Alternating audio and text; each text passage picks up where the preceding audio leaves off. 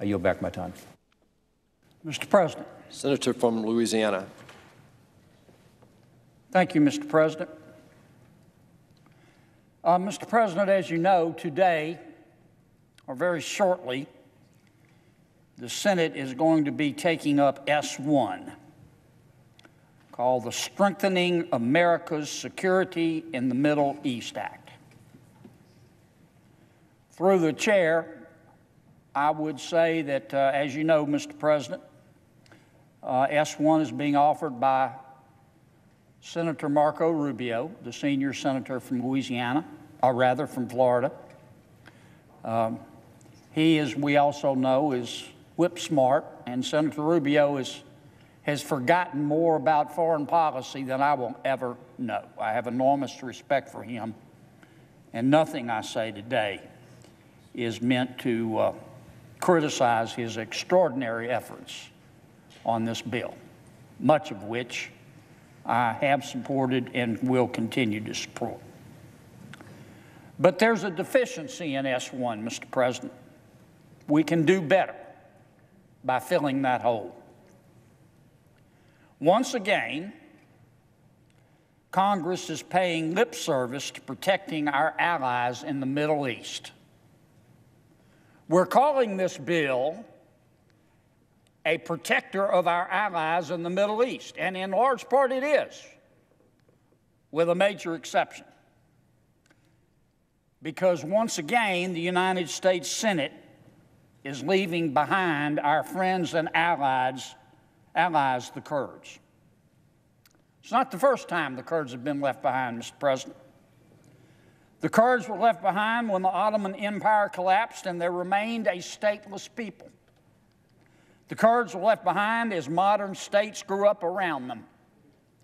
In Syria, in Iran, in Iraq, in Turkey, where they had no political representation, where the Kurds had no future besides oppression. The Kurds were left behind again in 2011, when Allied troops pulled out of Iraq and ISIS was just beginning to emerge.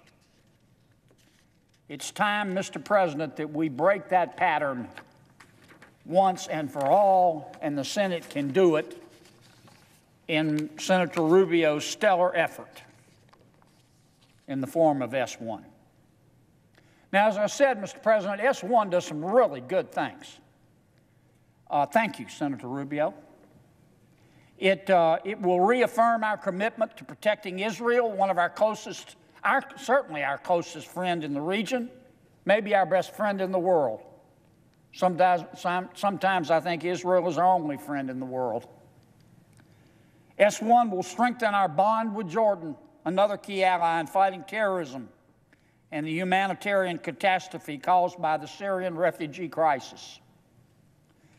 It will combat a radical economic warfare campaign against Israel.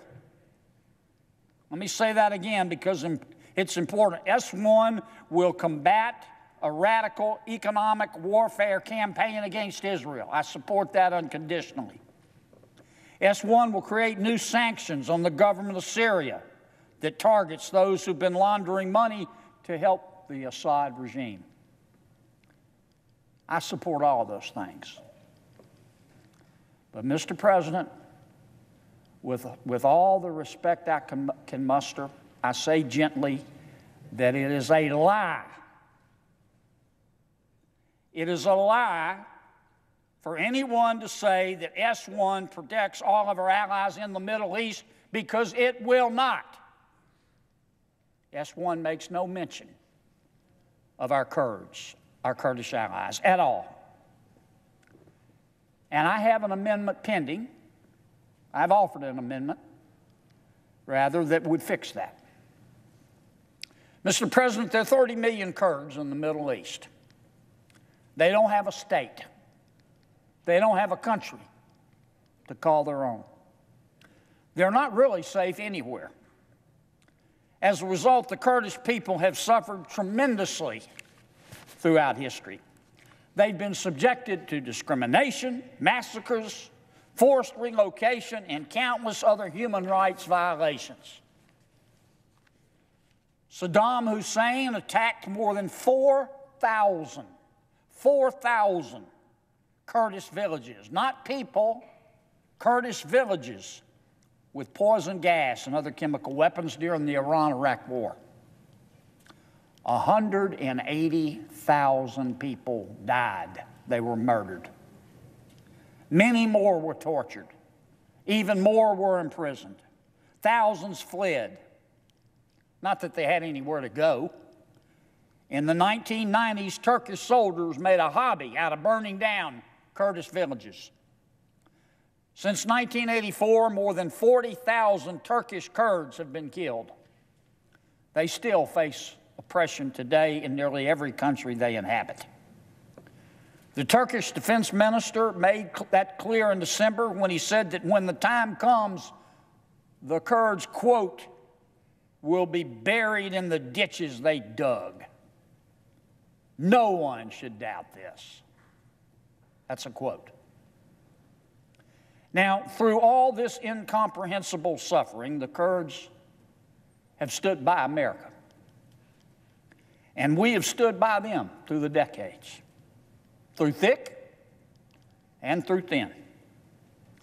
The Kurds have been instrumental at every phase of U.S. engagement in Iraq and Syria, every phase. Going back to the 2003 invasion, Kurdish fighters have been crucial boots on the ground in the fight against Islamic tyranny, and that's just a fact. The parts of Iraq retaken and controlled by the Kurds were strongholds for Western values like democracy and capitalism and multiculturalism. In fact, when Allied forces withdrew in 2011, not a single U.S. soldier had lost his life or her life in Kurdish territory. The Kurdish-led Syrian Democratic Forces, better known as the SDF, have been another set of boots on the ground in the fight against ISIS. With the help of coalition supplies and weapons and airstrikes, the SDF recaptured large parts of northern and eastern Syria from ISIS's iron grip. 4 years ago, Mr. President, you'll recall, there were 100,000 ISIS soldiers. Thanks in large part to our Kurdish allies, those numbers today are 5,000. Today, ISIS has surrendered 99% of its territory, including its capital in Raqqa. The so-called Caliphate's fighters are now being held to a small sliver of territory on the eastern border with Iraq, near the Euphrates River. Our Kurdish allies deserve much of the credit for these successes. Now, it's plain, Mr. President, to see that the Syrian Kurds have been invaluable in America's fight against jihadists and tyrants in the Middle East. Today, the SDF controls nearly, and you will recall that the SDF, by the SDF, I refer to the Syrian Kurds. The SDF controls nearly a quarter of Syria right now. That's land that doesn't belong to ISIS. That's land that doesn't belong to Assad, a butcher. That's land that doesn't belong to Russia. And that's land that doesn't belong to Iran. More importantly, it's land where the Syrian Kurds know that they will be free from persecution and from slaughter. Now, for a while now, I've been asking my colleagues in the Senate to support my amendment to S1. My amendment would promote stability and security for our close friends in the Middle East because it's the right thing to do, Mr. President. It's the moral thing to do.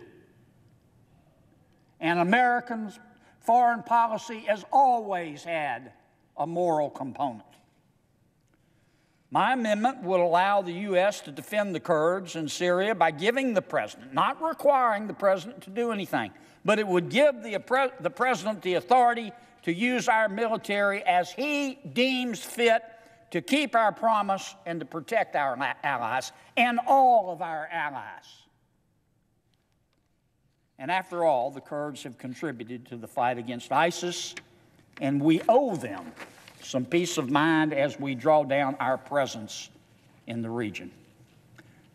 As we draw down our presence in the region, it's time to stand up and stand by our friends to make sure the fight stays won. The threat of U.S. military force, Mr. President, has been a major deterrent for the reemergence of jihadists like ISIS and al-Qaeda. As the President knows well, weakness invites the wolves. Our presence has held back Assad, it's held back Turkey, it's held back Russia, and it's held back Iran from gaining stronger footholds in the area. Without assurances of our support, as we wind down our effort in Syria, the Kurds will be left behind to fend for themselves. And without the Kurds, we cannot be certain who will step in to fill the power vacuum in the areas of Syria that they currently control. We can only guess, and the answers to those guesses don't look good. If the Kurds are vulnerable to attack from Turkey or Syrian rebels, they may have to turn to their enemies for protection out of fear. And even if they don't, they can't fight off the Turkish military if the Turkish military decides to attack and pursue the remnants of ISIS at the same time. To abandon the Kurds now would be unconscionable. To abandon the Kurds now would compromise the security of our allies, Israel and Jordan, and it would risk exposing the region to more turmoil. I want to urge my colleagues in the Senate to think about the Kurds, Mr. President, as they consider how best we can strengthen Americans' interests and security in the Middle East.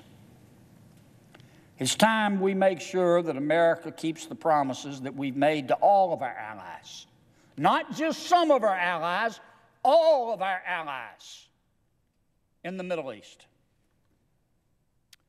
Toward that end, Mr. President, I hereby offer a second amendment that I'm sending to the desk. This second-degree amendment will amend Amendment number 65 proposed by Senator McConnell. I ask that the amendment be read, Mr. President. Is the senator offering the amendment? I am. That requires consent because the Senate is in period of debate only. I hear no objection, Mr. President.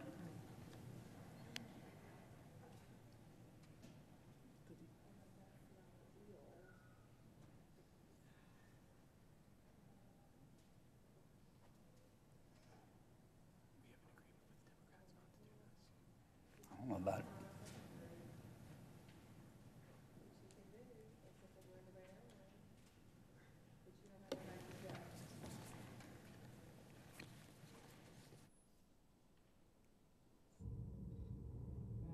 Amendment be read, Mr. President.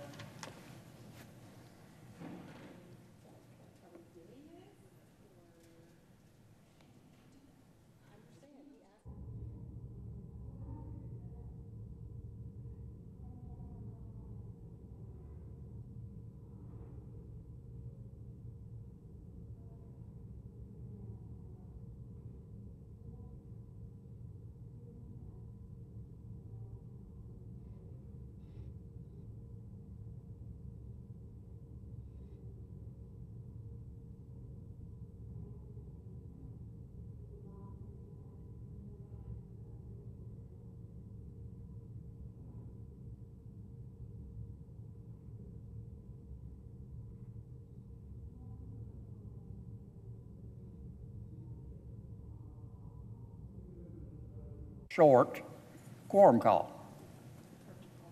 Clerk will call the roll. Mr. Alexander.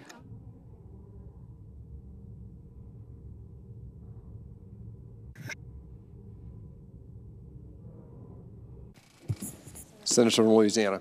For the moment, I ask that the quorum call be suspended. After we finish, I would ask. Is there objection? Without objection. Okay. Afterwards, I would ask that my amendment be read. And now I would ask again for a quorum call, Mr. President. Clerk will call the roll. Mr. Alexander.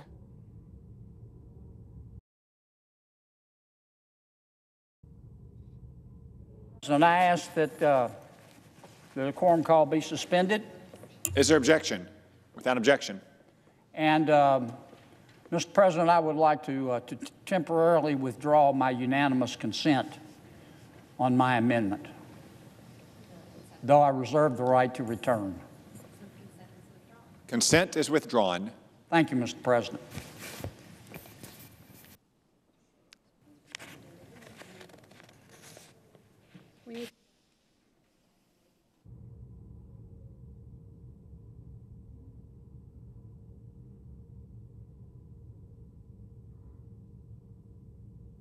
Just have a quorum. The clerk will call the roll. Mr. Alexander.